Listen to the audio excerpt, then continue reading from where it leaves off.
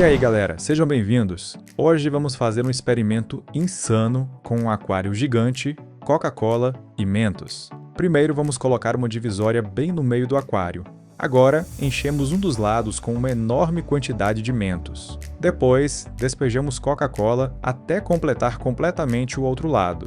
Bom, chegou a hora da melhor parte. Vamos remover a divisória com muito cuidado.